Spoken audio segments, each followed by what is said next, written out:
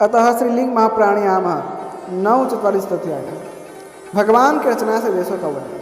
सूत जी बोले, सीतांत पर्वत पर विराज परिजात वन में इंद्र, उसके पूर्व में उमदादी पर्वत है, वहाँ दानवों के 8 पर्वत हैं। भूवर्ण मोटर में भी राक्षसों के स्थान हैं। नीलक लोगों के भी 68 नगर हैं। नील पर्वत पर भी 15 नगर हैं।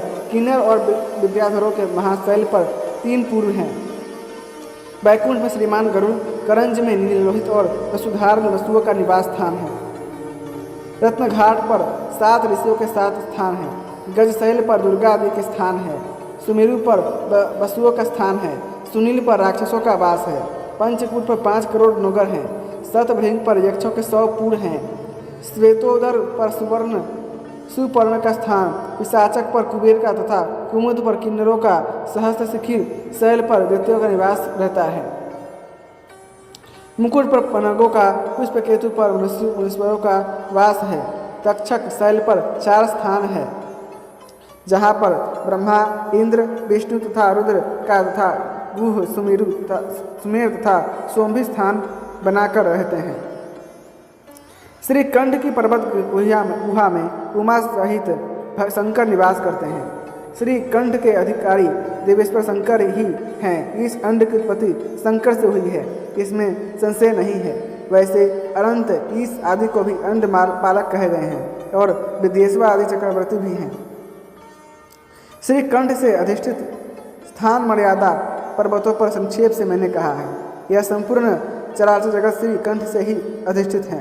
प्रलय के अग्नि अर्थात शिव तक का वर्णन मैं तो विस्तार से भला कैसे कर सकता हूँ।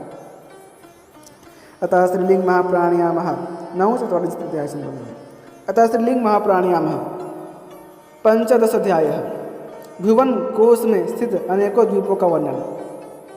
शिव जी बोले, सुशोभन महाकूट गिरी के बीच में देवकूट पर्वत है, जो सोना, नीलम, गोमेद, वैदूर्य आदि की कांति वाला तथा अनेकों मणियों से निर्मित चंपक, अशोक, पुत्राग, पुनाग, बकुल आदि के वृक्षों से सुशोभित हैं। अनेक प्रकार के झरने, पुष्पों की वर्षा करने वाले अनेक प्रकार के वृक्षों से शोभायमान हैं।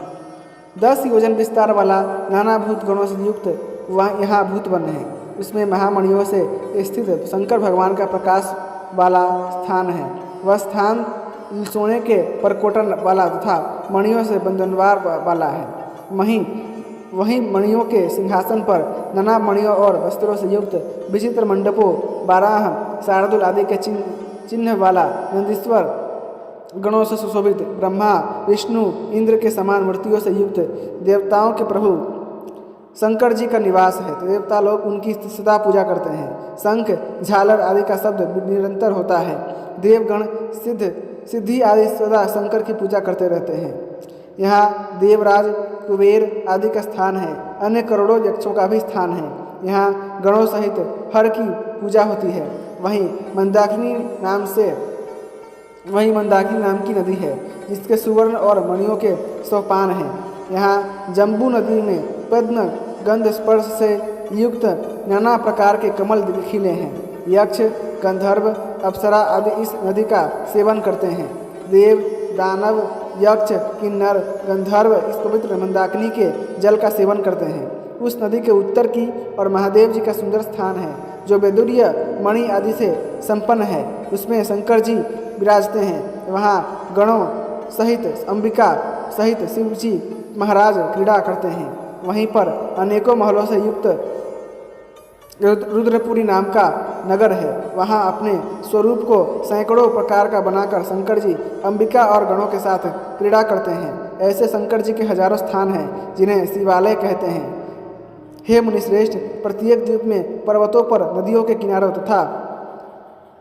तथा समुद्रों की संधियों पर अनेकों शिव जी के स्थान हैं। अतः श्रीलिंग महाप्राणायाम 15 अध्याय संपूर्ण। अतः श्रीलिंग महाप्राणायाम 1:15 भुवन कोश का स्वभाव। सूत जी कहने लगे, हे ब्राह्मणों, मैंने तुमसे बहुत सी जल वाली नदी और सरोवरों को कहा, जो असंख्य हैं। कोई पूर्व मुख वाली, कोई दक्षिण मुख वाली है, जो हर देश में कही है। आकाश रूपी समुद्र में जो सोम कहा है, वह संपूर्ण भूतों का आधार है और देवताओं के लिए अमृत का भंडार है। उससे निकली हुई आकाश की नदी अमृतोदका नाम वाली है। वह ज्योतिषमती है, करोड़ों तट और आकाश से युक्त है। जैसे सोम है वैसे ही वह दिनों दिनों बदलती रहती है। वह 84,000 योजन ऊंची है। वहाँ बहुत ऊंचा मेरू है। वहाँ श्रीकंठ अम्बा के साथ ही साझा करते हैं।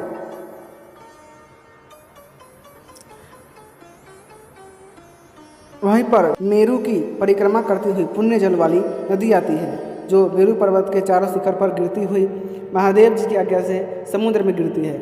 इससे निकली अनेक नदियाँ सब द्वीपों और पर्वतों में बह रही हैं। ऐसी नदियाँ असंख्य हैं।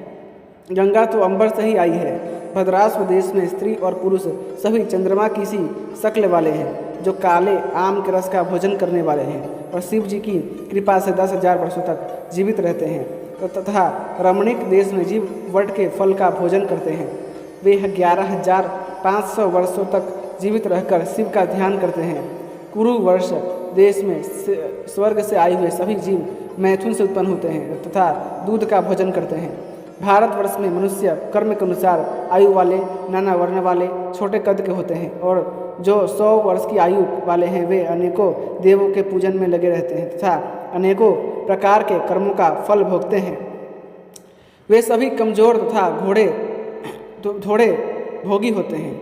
नागद्वीप, सौम्यद्वीप, वारुण द्वीपों में उत्पन्न होने वाले जीव कोई मल्लेश तथा कोई पुलिंद होते हैं। भारतवर्ष के लोगों की प्रवृत्ति स्वर्ग और वर्ग में होती है। किमपुरुष देश में रहने वाले पुरुष सोने के से रंग वाले तथा स्त्रियां अप्सराओं के तुल्य होती है। 10,000 वर्ष तक जीवित रहती है। उन्हें रोग तथा शोक नहीं होता। वे लक्ष्य का भोजन करते हैं। हर वर्ष देश के जीव देवलोक से आते हुए देवताओं के से आकार वाले होते हैं, चांदी के से रंग वाले होते हैं। उन्हें मृत्यु की जरा भी बाधा नहीं है। ईख के रस का पान किया करते हैं। शंकर जी की भक्ति में तत्पर रहते हैं। इलावृत में रहने वाले 10,000 वर्ष तक जीवित रहते हैं। वहाँ न तो सूर्य तपता है, न चंद्र नक्षत्र चमकाते हैं। शंकर के प्रभाव से वे कमल के समान सुंदर आकार वाले होते हैं। जम्बू द्वीप के रहने वाले जम्बू रस का पान करते हैं। उनको जरा तथा भूख बाधा नहीं पहुंचाती। उनको ग्लानि तथा मृत्यु भी नहीं सताती है। इस प्रकार 9 द्वीपों के रहने वालों के वर्ण आयु आदि का मैंने संक्षेप से वर्णन किया। पितृश्वरों का स्थान श्रृंगवान पर्वत कहा गया है।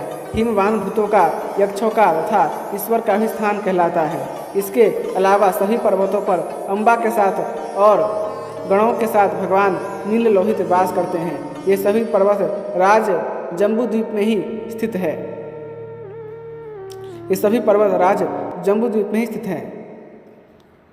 अतः श्रीलिंग महाप्राणायाम 1.5 अध्याय संपूर्णम। इसी के साथ श्रीलिंग महाप्राण का 49वां, 50वां और 51वां अध्याय समाप्त हुआ। यदि आपको श्रीलिंग महाप्राण की कथाएं पसंद आती हैं तो कृपा करके वीडियो को लाइक करें, चैनल को सब्सक्राइब करें और अपने दोस्तों के साथ अवश्य शेयर कीजिएगा। धन्यवाद। जय श्रीमन्नारायण। ओम नमः शिवाय।